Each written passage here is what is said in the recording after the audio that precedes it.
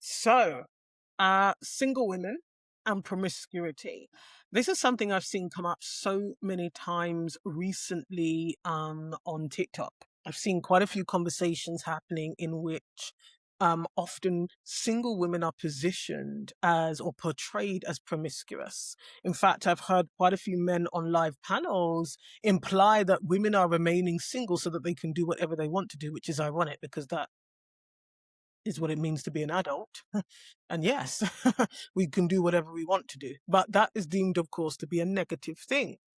And what I heard a lot of is that, this kind of thought that, women who are single are promiscuous. Okay. They are sleeping around. And when I moved to New York, the term that I learned was they were referring to women as 304s, 304s. So essentially sex workers, essentially, right? And I've been really thinking about this because for me, it really does highlight one of those invisible contracts related to women and sex. And that is the contract of female sexual utility. Okay, because for some reason, men have been taught that a woman's sexuality exists for men. And so when you're a single woman, one, you can do what you want, especially as an adult single woman. But two, you might not be doing anything. Because what was interesting is on that panel, there were quite a few women saying that they were celibate. And I get hundreds of comments underneath my videos. I get emails from women who are celibate. I've talked about celibacy before. One, in that you can choose to be celibate. I think we live in a world, maybe the pendulum has swung a little bit, whereby, of course, sexual freedom, sexual agency, of course, was encouraged and taught, which is not, that's fine. But I think it occurred to me that there were a lot of younger women, especially I can see from my comments sometimes, who didn't realize that your only options in life are not to have sex with men and only choose. Do you know what I mean? It's like, no, you can be celibate. You do not have to engage with men sexually for a period of time or forever. It's completely up to you. And so these men were refusing to accept, not that it matters what they think. I'm a big believer in it doesn't matter what men think, right? But they were refusing to accept the fact that actually there really are millions of women who are celibate. This is very common, actually. I grew up around lots of celibate women. I was indeed abstinent for most of my life, actually. And so, water off a duck's back. If there was a money competition, I'd sweep up, as with millions of other women. Not all women are engaging with anybody, regardless of their sexual orientation, sexually, actually. But I really began to think about when I was listening to them kind of, go back and forth over this, is that generally speaking, men have been conditioned and programmed to believe that female sexual utility is reserved for men. And therefore, if you are not in a relationship with a man, specifically not married, then you're wasting that utility or you are misusing the utility. Okay. When in actual fact, there are some people who are asexual even. Right? But ultimately, your sexuality as a woman belongs to you, first and foremostly, and you get to choose what to do with it. Nobody else should be able to tell you what to do with it, much less measure you and try and appraise and value you externally on the basis of that decision that you are indeed making. And so what it gives is that, therefore, a woman who is not sexually available or says she's not sexually available is suspicious. Yeah. A woman who controls access to her sexually is threatening. And a woman who belongs to herself, because when I often tell people my body belongs to me, I've had this conversation. My body belongs to me. I decide what to do with it. I decide what to wear. I decide when to use it, how to use it, and who to use it with, if at all. That makes you illegible. People can't understand a woman having full authority over her own body and deciding how and when and if she's going to use it. And ironically, when she decides not to use it, right? Not to use it for somebody else's pleasure. Specifically, because even when you think about it, when women are going into relationships sexually, often the focus of pleasure is not there, and their pleasure is not the focus. Yeah, often it's in service to a man. Now, I don't want to hear anything in the comments about how sex should be mutual, it is mutual, blah, blah, blah. We're not talking about what people tell you. and not what you're taught. We're talking about the gap between what you're taught and what the lived reality often is. Most girls are introduced to sex through serving somebody else's needs, not their own. And that includes if your first time having sex is in a marriage. Okay, the amount of advice that is given in some of those Christian spaces that is quite frankly barbaric and appalling in terms of the encouragement of women to endure pain, discomfort, etc. No. So I don't deal in ideals, because a lot of these ideals are designed to get women to doubt themselves, get women to second guess themselves, and get women to stay silent about their real experiences. No, we deal in the gap, which is the invisible contract. What does it really say? What does it really mean for our lived experiences? And the other thing I found interesting in that conversation was that, there was a lot of talk about the fact that basically, single women are promiscuous, and it's because they do not want to have to be restrained and they don't want to have to be contained and told what to do. I mean, what adult human being who's sober-minded, mature, and self-sufficient as an adult wants to be told what to do? It's always positioned as a failing on women, when in actual fact, this is just an adult thing. Yeah, not all women need to be led like children to the mountain. But anyway, so singleness is now almost being redefined. When in actual fact, when you think about singleness, it's just a marital state. It's really official, on an official form. When they ask you for your marital status, they don't ask you, are you single and celibate? Are you single in a situationship? Are you single and talking to someone? Are you single and exclusively date? No. It's married, single, and divorced, usually, maybe separated on some forms, right? And so this is the thing. Do not allow men to redefine who you are and what your marital status means to you in terms of being single specifically. Because, I mean, if you're married, right? But when you're single, that is not for men to tell us who we are and what that means, not only for our sexuality, but equally our status and reputation. Because this is where we're getting to the heart of. Okay, misogynistic men want to be able to tell you, okay, that where your value is. They think that they have the right and the audacity and the gumption to tell single women, this is your value in society because you're single. No. And quite frankly, as single women, we don't need to be answering any questions we don't want to answer about sexuality, our private life. Okay, our private life. Okay, it really annoys me, this positioning of single women as promiscuous. Because singleness is not evidence of poor character. It's not evidence of a lack of desirability at all. And this accusation is often made without evidence, but with prejudice. Okay? And this stereotype seems to exist regardless of the evidence, because on that panel, there were women saying, no, actually, I'm celibate. And this is the thing. What happens is women start to say, but no, they start to prove. Oh, but not me, and I'll give you evidence. I'll show you to some random stranger man. Who cares what he thinks? Who cares? He's a stranger. Okay? Just because you're single, there's nothing wrong with you, obviously. Okay? But that does not mean that your own personal sexuality is an open casting call for opinion and judgment. And I told you this actually because it's so funny. When I was assaulted the first time, and like I say, I went to the elders because that's what you do in that religion. The first question the elders asked me is whether this was my first sexual experience. Now, if I was a married woman, would they have asked me that? No, they were taking liberties for more than one reason. But part of it is that when you're a single woman, when you're a young woman, people think they can just ask you any questions they like. And a lot of the time it's men.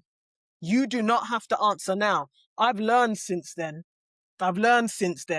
right? But this is what I'm talking about. As if it's open, no discretion, no dignity, no privacy is needed for you because you're a single woman. If you're a young single woman, hold your ground. Maintain your dignity. Have those boundaries. Nobody else has a right to personal information about you and your body and the decisions that you're making with your body. Because 9 times out of 10, in fact, actually, I'm going to say 10 times out of 10, when men are asking you those questions, it is not so that they can respect you. No, no, no, no. It is always so that they are able to make a judgment and place you wherever they think you deserve to be placed. And then their behavior from then on follows through from that. And never ever been, listen, their behavior from then on will follow on. Even if they keep pretending with a facade that they like you and they respect you, they've already put you into a box. They've already put you into the box, and you can't jump scales with men. Not that we should be trying to be, by the way. But the way women will look at potential, the way a woman will meet a scallywag, a true scallywag, okay? Not someone who's reformed even, a man that is still living a certain lifestyle that indicates he is of poor character and lacks sexual discipline. And a woman would think, oh, he loves me, he likes me, so now she will pursue the relation. No, men don't do that. Yeah? When they've categorized you in a certain way, you can't jump boxes. Even if they choose to stay with you, even if they go on to sleep with you, you are still in that category. Okay? I wish women would wake up about these things. Wake up. Because a lot of the time, men are projecting their own sexual assumptions onto women. And I'm talking about misogynistic men. Now, okay, I'm not saying every man, because we're also sensitive about that. Misogynistic men will often project their own sexual assumptions onto you. So they assume that women would want what they want, that women would behave in the ways that they are behaving. They assume that access equals behavior. They assume that freedom means that you are indulging in certain things, which, by the way, you can choose to if you want. It is your vagina. Okay, so you can choose to do nothing. You can choose to do everything. You can choose to do anything. The point is, it's your vagina. Okay, and so what they often think is because you have freedom, because that is an inevitable part of being single, especially when you're child free and sane and you've got your own money. Yes, there is a lot of freedom and space and options. That does not mean you are using it in a way that, a man should or should not approve of or not. We don't care. Yeah, they assume opportunity equals action, i.e. because if you had the opportunity to do something, why wouldn't you? I'll never forget, one of the things that's come up quite often in the past when I experimented with dating is that men would ask me a lot when they found out that I travel a lot for work and leisure. They would always ask me, well, how do you stay faithful? I said, what do you mean? Just because I'm traveling, it doesn't mean I'm having sex with strangers. What do you mean? What, you can't spend 2-3 days in a new country and keep yourself to yourself? You can't, because they're judging me based on what they would do. What comes to mind? I'm going there to enjoy the bagels and work. That's what I'm doing. I'm going there to enjoy the cannolis. I'm going there to enjoy a glass of red wine with some olive oil on the pasta. Nice and simple, little sprinkle of salt and pepper. That's what I'm going to do. But they would be questioning me, okay, about how I avoid sleeping with strangers. And I'm like, what are you talking about? Now, by the way, your choice, but there's this air that, well, if you can, why wouldn't you? Or you must be doing that. No, no, no, no, no, no. First of all, my body belongs to me. My freedom belongs to me. I will do with it what I want to do. But just because you have freedom, it does not mean that you are reckless, careless, etc. Okay? And so I've noticed that singleness and promiscuity are being treated as if they're interchangeable now, right? As if they're the same thing. And that one describes the other. No. No, no, no, no, no. No. Okay? You do not have to justify your sexuality. I think this is really important, okay? And look, I've grown in my steadfastness in myself. And, I talk about the importance of being rooted as an unpunishable woman. I've grown into that because, like I say, that experience after the first assault with groups of men, because in the religion I came from, it's only male authority in that religion. And so you're sitting there as a young woman alone with these groups of men asking you questions about your vagina. Yeah. After that, I learned, I really did betray myself in those moments because I had been, I was foolish. I was foolish and unaware. And, I had that good girl conditioning, the good Christian sister. And so in those moments, I complied because I wanted to be found to be clean enough to remain in the congregation, found to be compliant. But really and truly, that was exploitation. That was a liberty, an outright liberty. And so I had to learn the hard way. That experience forced me to grow up into womanhood. Looking back, I wasn't a woman. I was 29, but I wasn't the woman I am here today. That experience taught me how to energetically be unpunishable and the importance of that. Stand your ground. Stand your ground. You do not allow men to question you and to try to assert or impose their own judgment of you, your identity, your value, your worth. And sometimes as single women, especially in some of these environments, I know what it's like to grow up in a religion where there's really only two status for you as a woman, single or married.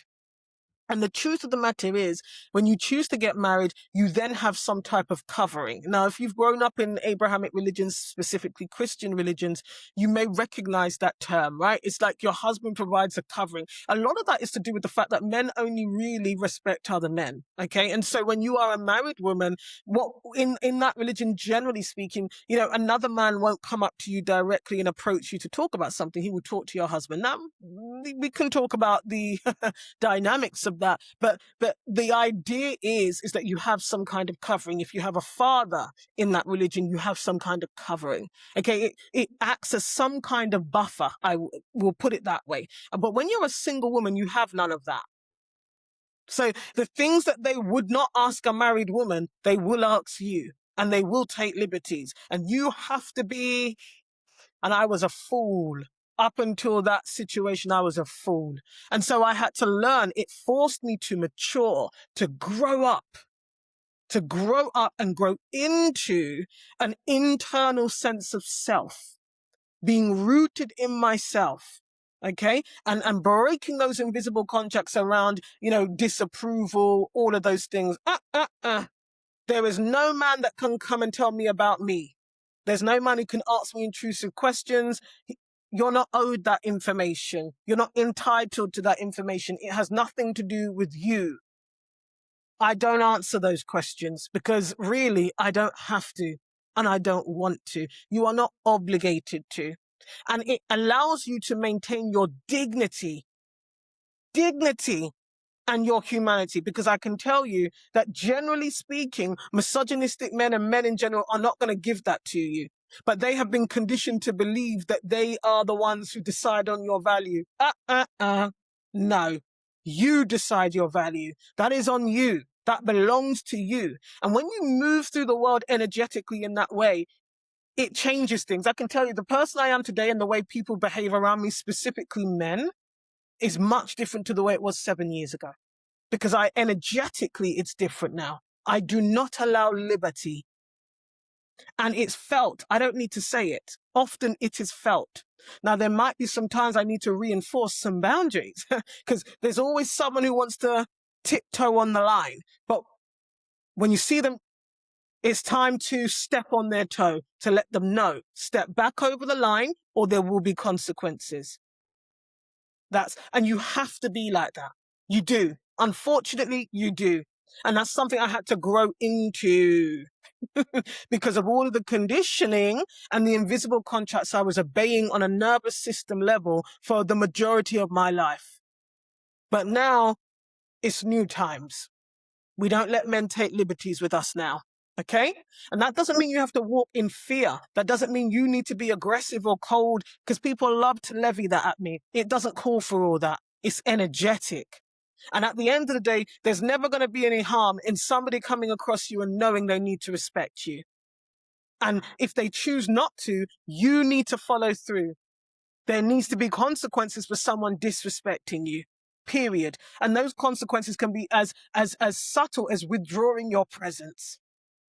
I don't reward bad behavior with men. I don't do it because I've learnt the hard way. I've learnt the hard way on that one. Okay?